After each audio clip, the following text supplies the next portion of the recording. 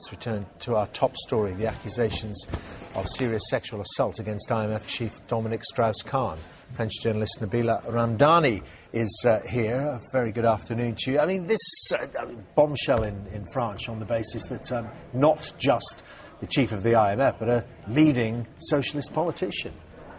Very much so. I mean, Dominique Strauss-Kahn was highly regarded as a heavyweight politician, as a lawyer, as a brilliant economist, but he has always had great weaknesses in his personal life. So the public opinion in France is divided.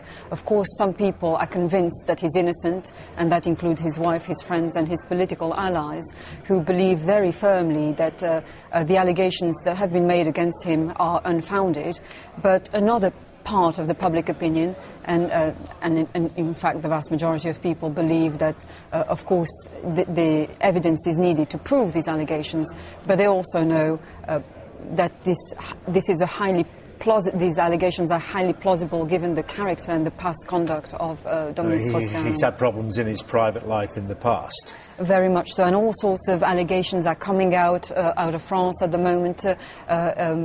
Women are making allegations about his past conduct, including a French journalist who is about to make a press conference saying that she received unwelcome attention by Dominique Strauss-Kahn. I mean, so there's that dimension. I mean, French domestic situation and the political one as well. But of course, his role as chief of the International Monetary Fund at a time of crisis in Europe, crisis in the Eurozone, of course, in which France is playing a major role in trying to sort it out, in particular the issue of Greece.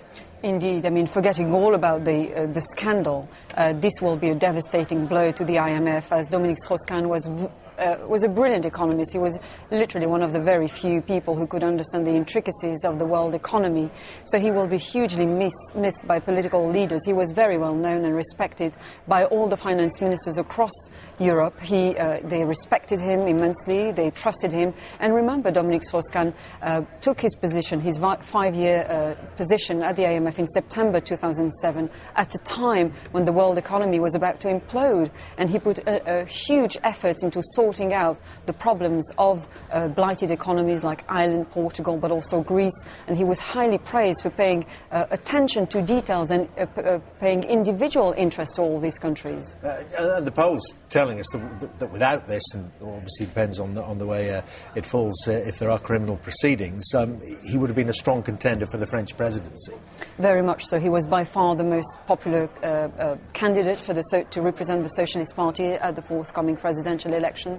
So this will, of course, come as a huge blow for the French socialists, but also for the party as a whole, as the image of the party is very much tarnished at the moment.